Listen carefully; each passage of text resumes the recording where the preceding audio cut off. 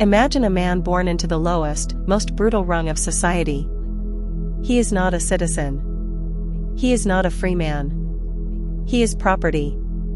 He is a slave in the heart of the Roman Empire, owned by a cruel master who eventually breaks his leg, leaving him crippled for the rest of his life. He has no money, no political power, no physical strength, and no social status. By every metric the modern world uses to measure success, this man is a complete failure. He is at the absolute bottom of the human hierarchy. Yet, centuries after his death, the most powerful man on earth, the Roman Emperor Marcus Aurelius, would call him his greatest teacher. Kings, generals, and philosophers would seek out his wisdom. This crippled slave possessed a power that no emperor could confiscate, no army could defeat, and no master could enslave. His name was Epictetus, and his secret was a psychological framework so profound, so radically liberating, that it has been used by everyone from ancient warriors to modern Navy SEALs to survive the unsurvivable. Epictetus never wrote a single book.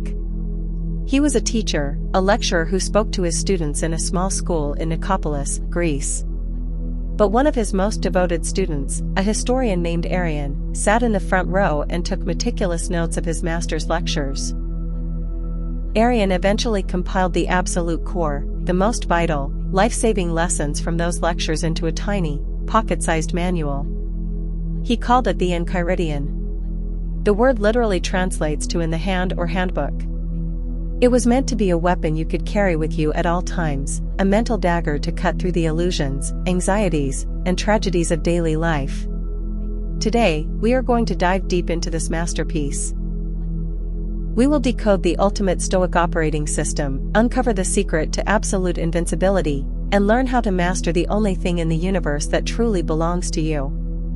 The entire philosophy of Epictetus, the absolute foundation upon which every single lesson in the Enchiridion is built, rests on one single, earth-shattering principle. He calls it the Dichotomy of Control. It is the very first thing he tells his students, and if you understand it, you understand everything. Epictetus says, some things are up to us, and some things are not up to us. This sounds incredibly simple, almost childishly obvious. But Epictetus argues that the failure to deeply, fundamentally internalize this distinction is the root cause of all human suffering, anxiety, anger, and despair. Let us break down exactly what is not up to you. Your body is not up to you. You did not choose your genetics, your height, your physical abilities, or your susceptibility to disease. Your property is not up to you. The economy, the housing market, the value of your investments, and the physical possessions you own are all subject to external forces. Your reputation is not up to you. What other people think of you, how they judge you, and what they say about you behind your back is entirely in their hands. Even your own family, your partner, and your children are not up to you. You cannot control their choices, their moods, or their actions. Now, let us look at what is up to you. Your opinions. Your desires. Your aversions. Your intentions. Your character. Your voluntary actions. Your mind. That is it. The realm of what you control is incredibly small, but it is absolutely, dictatorially sovereign. You are the absolute king or queen of your own mind. The tragedy of the human condition, Epictetus explains, is that we spend our entire lives trying to control things that are not up to us, while completely neglecting the one thing that is. We obsess over what other people think of us, and when they insult us, we are devastated. We obsess over our physical health, and when we get sick, we are terrified. We obsess over our wealth, and when the market crashes, we are ruined. We tie our happiness to external things, and because external things are fragile, temporary, and entirely outside our control, our happiness is equally fragile, temporary, and easily destroyed. Epictetus's radical solution is to completely withdraw your desires from the things you cannot control. If you want something that is not up to you, you are voluntarily making yourself a slave to it. If you desperately want the approval of others, you are their slave. If you desperately want to be rich, you are a slave to money.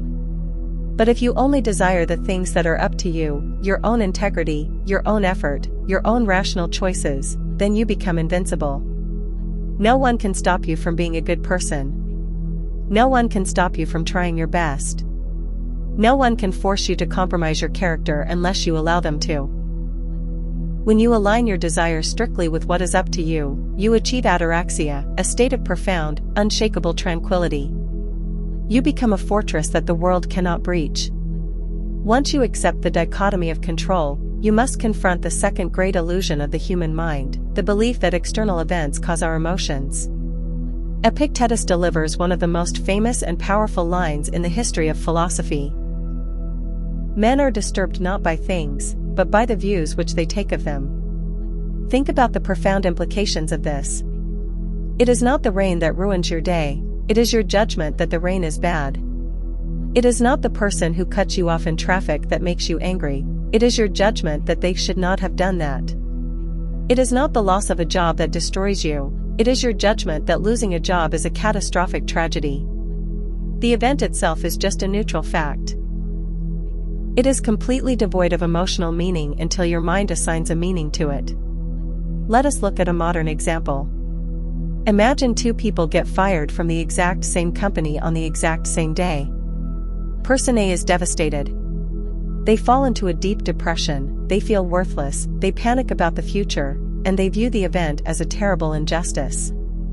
Person B, however, views the firing as an opportunity.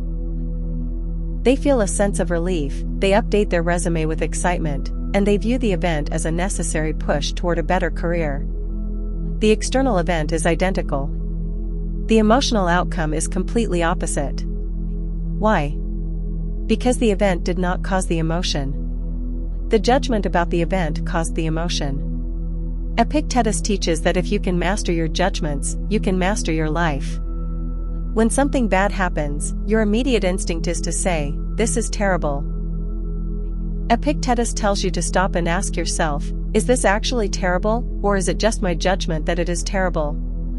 Death is not terrible, he argues, otherwise Socrates would have thought it was terrible. The only thing terrible is the judgment that death is terrible. When you strip away your subjective judgments and look at reality purely objectively, the emotional storm vanishes. You are left with a problem to solve, not a tragedy to mourn. You reclaim your power. This brings us to the third secret, how to deal with fate, destiny, and the inevitable suffering of life. Epictetus uses a brilliant, visceral metaphor to explain the Stoic relationship with the universe. He says, remember that you are an actor in a play, which is as the author wants it to be. Imagine life as a grand theater. You are an actor on the stage. The playwright, who Epictetus calls God, nature, or fate, has written the script. The playwright decides whether you will play the role of a king or a beggar, a millionaire or a pauper, a healthy athlete or a crippled slave. You do not get to choose your role. You do not get to choose the length of the play, or whether it is a comedy or a tragedy. Your only job, your only measure of success, is to play the role you are given as excellently as possible. If the playwright gives you the role of a beggar, do not try to act like a king. Play the beggar with dignity, with virtue, and with excellence. If the playwright gives you the role of a king, do not become arrogant. Play the king with humility and responsibility. This metaphor completely shifts how you view your circumstances. You stop complaining about the hand you were dealt, and you start focusing entirely on how well you are playing the cards. You realize that your circumstances are not a punishment, they are simply your role in the grand play of the universe. To further illustrate how to deal with the inevitable, Epictetus uses another famous metaphor, the dog tied to the cart. Imagine a dog tied to a moving cart by a long rope. The cart is fate, the universe, the unstoppable march of time and events. The cart is going to move forward regardless of what the dog does. The dog has two choices. The first choice is to resist. The dog can plant its feet, pull against the rope, and fight the movement of the cart. But the cart is too heavy.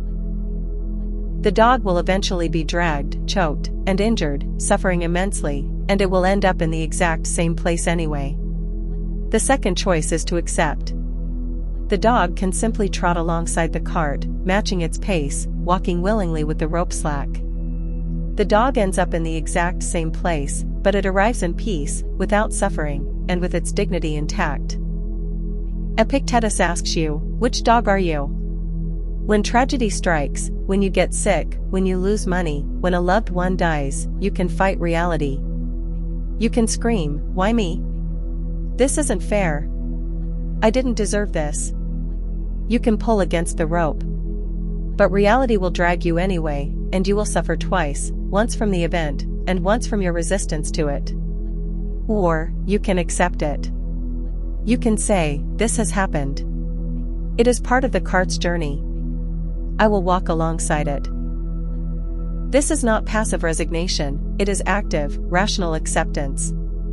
It is the realization that arguing with reality is a losing game. Now, let us talk about dealing with difficult people, because this is where philosophy meets the messy reality of daily life. Epictetus was not living in a monastery, he was dealing with rude students, arrogant politicians, and cruel masters. He provides a highly practical framework for handling insults, toxicity, and conflict. He says, if anyone tells you that a certain person speaks ill of you, do not make excuses about what is said of you, but answer, "He was ignorant of my other faults, else he would not have mentioned these alone." This is the ultimate psychological judo. When someone insults you, they are not attacking your true self, they are revealing their own ignorance, their own bad character, and their own flawed perspective. If someone calls you stupid, it does not make you stupid. It just makes them rude. Epictetus teaches that every situation has two handles. One handle is heavy, painful, and leads to conflict. The other handle is light, manageable, and leads to peace. When your brother treats you unfairly, you can grab the heavy handle. "He is my brother, he shouldn't treat me this way, I am going to fight him." This leads to anger and a ruined relationship. Or, you can grab the light handle.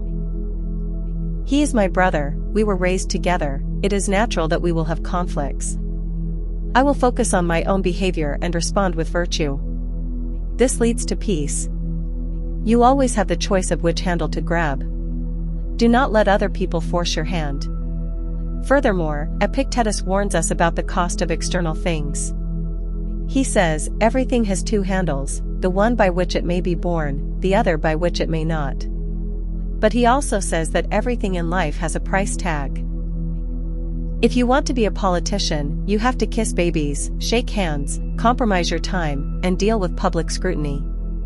If you want to be wealthy, you might have to work 80-hour weeks, take on massive stress, and risk financial ruin. If you want a perfect body, you have to deny yourself junk food, spend hours in the gym, and endure physical pain. The problem is that most people want the prize but refuse to pay the price. They want the respect of a politician but hate the campaigning. They want the wealth of a CEO but hate the stress. Epictetus says this is insane. If you do not want to pay the price, do not complain that you do not get the prize. And if you are willing to pay the price, do not complain about the cost. When you understand that every external thing has a hidden cost, you stop envying others. You look at the wealthy man and say, he has the money, but he paid for it with his time and stress. I do not want to pay that price. You look at the famous man and say, he has the fame, but he paid for it with his privacy. I do not want to pay that price. You become completely content with your own life, because you realize you are exactly where you chose to be. Finally, we must address the ultimate fear, the fear of death, loss, and the impermanence of everything we love. Epictetus does not offer cheap comfort. He does not tell you that everything will be okay. Instead, he offers a profound shift in perspective. He tells you to remember that everything you love is on loan. When you kiss your child, Epictetus says, whisper to yourself, you are mortal. When you hug your partner, remind yourself, they are not mine forever, they are on loan from the universe. This sounds dark and morbid to the modern mind, but Epictetus argues it is the exact opposite. It is the secret to true appreciation. When you realize that your loved ones, your health, and your life are temporary, you stop taking them for granted. You stop wasting time on petty arguments. You hold them a little tighter. You love them a little deeper. And when the universe eventually takes back what it lent you, you cannot say, "I have lost it." You must say, "I have returned it." Your child died? You returned them. Your wife died? You returned her. Your house burned down? You returned it. When you view your life not as an owner, but as a caretaker of borrowed things, the terror of loss vanishes. You are grateful for the time you had it, and you gracefully let it go when the time comes. As we conclude this deep exploration of the Enchiridion, it is vital to understand that Epictetus was not asking you to become a cold, unfeeling statue. He was not asking you to suppress your emotions or detach from the world. He was asking you to stop being a slave to your impulses, a slave to other people's opinions, and a slave to the unpredictable chaos of the universe. He was a crippled slave who was exiled from Rome, yet he possessed a freedom that the emperor himself envied. Because Epictetus understood that true freedom is not the ability to do whatever you want, true freedom is the ability to not be controlled by what happens to you. True freedom is the mastery of your own mind. The Enchiridion is not just a book, it is a training manual for the soul. It is a call to arms against the weakness, the whining, and the victimhood that plague the human condition. It demands that you take absolute, radical responsibility for your own peace. It demands that you stop blaming the world for your misery, and start mastering your judgments. The ancient wisdom of Epictetus is more relevant today than it was 2,000 years ago. In an age of outrage, where everyone is offended by everything, remember that it is your judgments that upset you, not the things themselves. In an age of anxiety, where everyone is terrified of the future, remember the dichotomy of control. Focus only on what is up to you, and let the rest go. In an age of fragility, where everyone is a victim of their circumstances, remember the dog and the cart. Walk willingly with fate, and do not let the world drag you. Thank you for joining this journey into the mind of the greatest Stoic teacher. If this ancient wisdom resonates with you, if it gives you the tools to build an unbreakable mind in a chaotic world, share it with someone who needs to hear it. Remember, you are the author of your own judgments. Go forth, master your mind, play your role with excellence, and claim the ultimate freedom that no one can ever take away from you. If you enjoyed this book, please let me know in the comments. I'd also love to hear what book you'd like me to summarize next or what type of books you're interested in. Your suggestions help shape this channel, and I'll do my best to bring you the content you want.